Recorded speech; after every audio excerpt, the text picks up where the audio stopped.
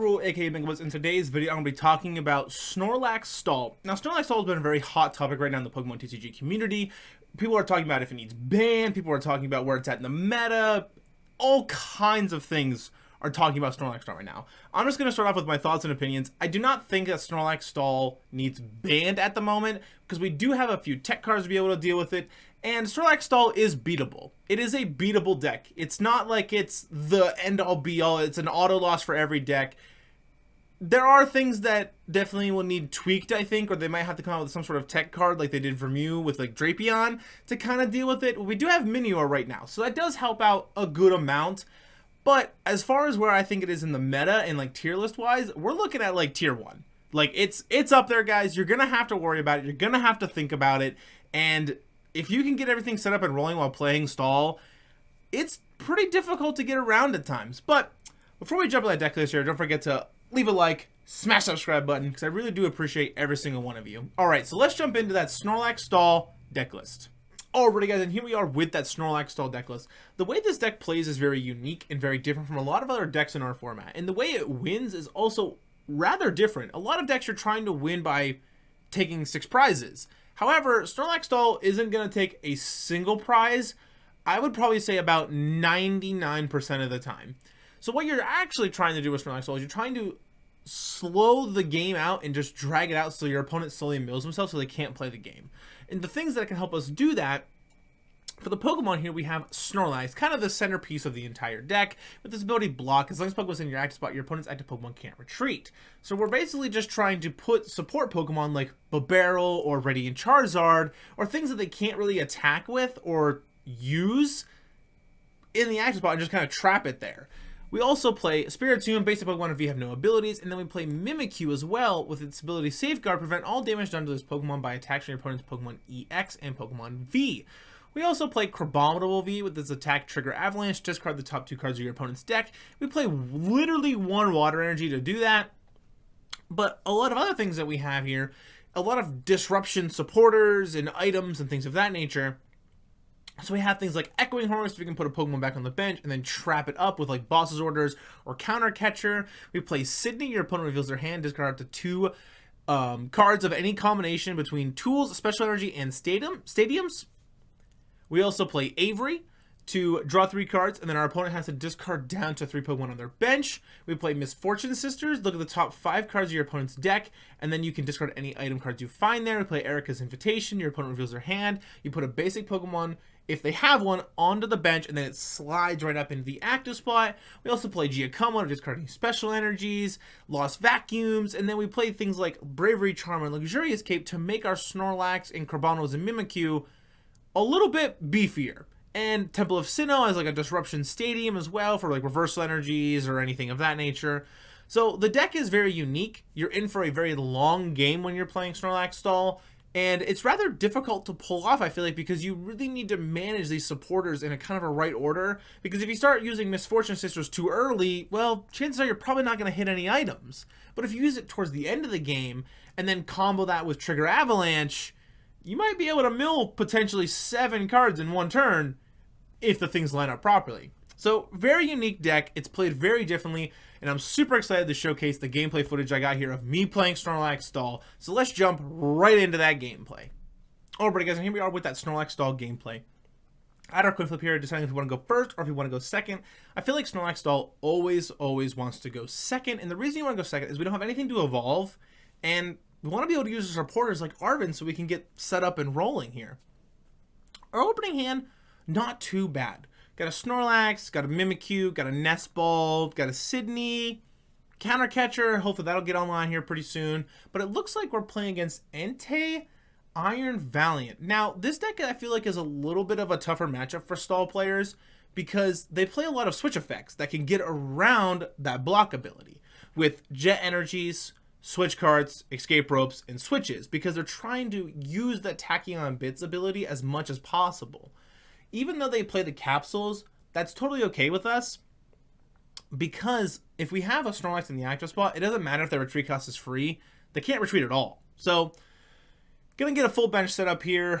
They're gonna have, a Squawk ability so they can Squawk and Seize this turn if they need to, or anything of that nature. So you're gonna Jet Energy up an Iron Valiant EX, Tachyon Bits, put 2 damage counters on that Snorlax. And then they're going to switch cart up another Iron Valiant EX, tacking on bits one more time. Squawk and Seize here. Discard that 1 card in their hand, get a fresh 6 on that starting turn.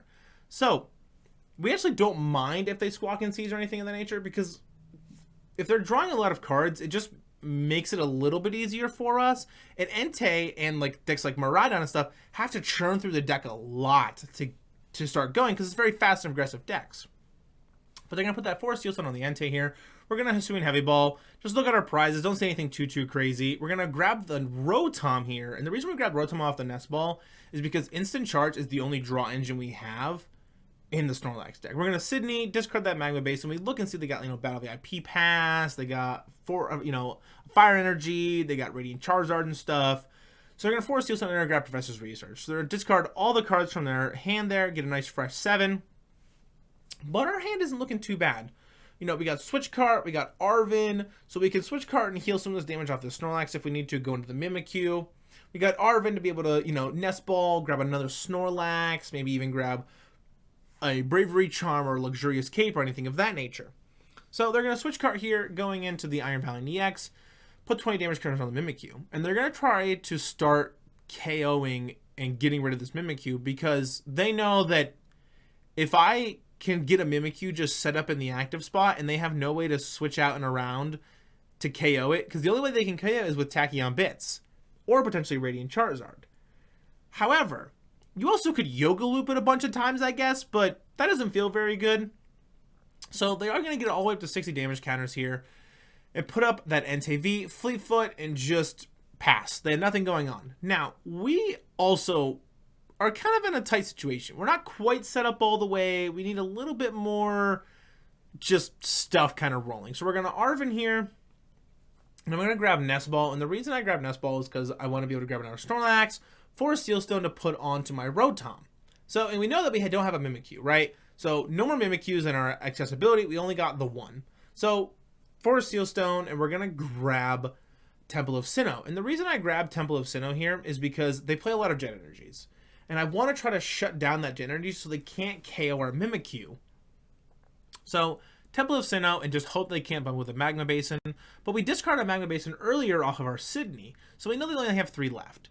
And we're kind of just hoping that they got 1 hanging out in their prizes so they, can't beat us in that race, because we play 3 Temple of Sinnoh.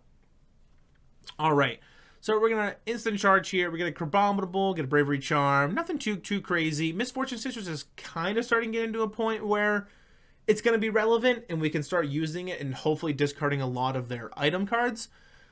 But they've already burned through a lot, right? They've already burned through a good amount of switch cards and some switches. They've already used 2 Jet Energies and things of that nature. So, things to keep track of when you're playing stall decks or just control decks in general is your opponent's resources, right? So if you're playing against a Miraidon deck, you know they play 4 generators. So keeping track of that isn't necessarily going to be a bad thing, right? Or against Lost Tina, keeping track of how many Super Rods or, how many Mirage Gates they've used and things of like that, right? But they are going to bump our Temple of Sinnoh with that Magma Basin, unfortunately. They're going to be able to Tachyon Bits, KO our Mimikyu, and we're like, you know what? That's fine. We have a Super Rod that we can hopefully put it back in later. We got Counter Catcher online now. We got Bravery Charm. We got just kind of, we're sitting up pretty, right? We got a Pokegear, so hopefully we can find, an Arven or something off of that. They're going to Escape Rope. I'm going to put up the other Snorlax. They're going to put up the other Iron Valiant EX, Tachyon Bits, put 20 damage counters, and they're going to put 20 on the Rotom. So now, if they can get it set up correctly, they could potentially KO this Rotom this turn. However, they have to get a lot of switch outs effects, and they really need to get just everything to kind of line up properly. But instead, he's just going to opt to go Burning Rondo, KO active Snorlax here. We're going to put up our other Snorlax, and I'm just like, all right, you know what? We're sitting in a position where I got to do something. So Bravery Charm, Pokegear, and we're going to grab Giacomo. And the reason I grab Giacomo here is because I could grab Boss, but I already have Counter Catcher. So we're going to Counter Catcher up the Iron Valiant EX that doesn't have anything on it at all, and then play a Giacomo to discard the 2 Jet Energies that they have. So hopefully it slows them down just a little bit. I just need like maybe 1 or 2 more turns, so hopefully I can get set up here. And then we're going to Instant Charge, draw 3 cards. And we're going to get Nest Ball, Cyllene, and Pokegear. Now, those are pretty good. We can Nest Ball, grab another Snorlax. We got Pokegear, maybe hit an Arven or something off of it, which would be nice. But something also important to note is our opponent's deck is getting fairly small. They only got 18 cards left in the deck. And we got Crabominable in our hand. We know the water energy isn't in the prize. And, well, if they keep using all these switch effects, I'm eventually going to be able to trap something in the active they don't want. So they're going to Tachyon Bits here, put 20 damage counters on that Snorlax. Now, I feel like had they put 20 damage, that first 20 damage counters on the Rotom, they could KO with this turn. But now they're going to be just too short because that Entei on the bench has a double turbo energy. So it's going to make it do 20 less. So just something to keep track of here is just how they're placing their damage counters can become very relevant. So they're going to get into another Iron Valiant EX, put 20 damage counters on our benched Rotom. And if they can attack with the other Entei that doesn't have DTE on it, they could potentially KO this Rotom if they can switch into the other Iron Valiant EX as well. But that's a lot to ask. So hopefully they can't. They're going to switch into the other Iron Valiant EX, put 20 more damage counters on that Rotom. Now, we just need them to not have the energy. And it looks like they don't because they're going to put up the Entei that has the DTE on it, which is going to make them be 10 damage short. So 120 damage puts them right at 180. Rotom V's got 190. And we do end up getting the water energy right off the top here. So Crabominable, bench that, put the water energy on it. Nest Ball, grab Snorlax, Pokegear, and I'm going to grab Avery. And I'm actually going to play the Avery. I want to draw some more cards, and I want to disrupt them. I don't want them to keep using, you know, Tachyon Bits. So they're end up discarding an Iron Valiant EX, and they're discard Squawkabilly. And I don't mind them discarding Squawkabilly. They are able to attack with it, and Motivate can be a pretty okay attack, especially if you kind of burn through a lot of your energies and such, so things to keep track of as well. So we're going to switch card out of the Rotom V into a Snorlax, and then we're just going to instant charge and just go from there, right? So now, if they can Tachyon Bits, you know, maybe 2 more times, then unfortunately I'll be in a position where I can bench the Spiritomb, right? I'll be able to bench the Spiritomb, shut off the Fleetfoots, and go from there. But me playing that Avery has opened them up to the Medicham V. So if they're able to pull off a second turn, that's not great for us. So we'll have to see. We're kind of hoping to maybe get a Temple of Sinnoh so we could bump that Magma Basin, so make DTEs not as relevant anymore. And they would force them to have to bump our Temple of Sinnoh again. So we just got to see what they're cooking here. They will be able to KO this Snorlax in the active spot, even just with what's on board now. But they're going to boss up that Rotom V. And now when they boss up the Rotom, that opens up me to playing the Spiritomb here. Because now I don't care. I don't need the Rotom because it's already gone. And everything will be sitting pretty. We're going to shut off the Fleetfoots a little bit, which kind of help. And they're not going to Fleetfoot anymore at this point in the game. They got 8 cards left in deck. If you're drawing cards with 8 cards left in your deck, playing against Stall, it's kind of your own problem. So we're going to Lost Vacuum, and we're going to bump that Magma Basin. Counter Catcher, drag up the Iron Valiant EX. We're going to play Misfortune Sisters, and we're going to hit 3 items right off of that. So we're going to trigger Avalanche here, discard 2 cards, puts them at 3 cards. Now, I could have benched the Spiritomb here, but I just really wanted to start milling them because I'm in a position where I'm really close, right? They're going to draw for turn, puts them at 2 cards left in deck. So one more trigger Avalanche can win them this game, or win me the game. So they're going to put another energy on that Entei. They're going to free retreat out of that into this Entei. They're going to be able to Fleetfoot here if they want, but they're just going to Burning Rondo, because if they can had they KO'd this or just done anything, it'd have been different, right? They would have been able to win the game, but they had exactly 2 cards left, which sets me up to be able to trigger Avalanche one last time to win the game. This deck was absolutely incredible to play. I feel like my opponent played it very well. I feel like it's very difficult for Snorlax Stall to win this matchup, because if they can just start switching things in and out and place damage counters properly and potentially pull off a Yoga Loop play, the chances you coming back and winning is going to be very low, and I feel like it's going to be very hard for you. But we were able to pull it out there with that Snorlax Stall. Attack damage done 0, coin flips 1, 0.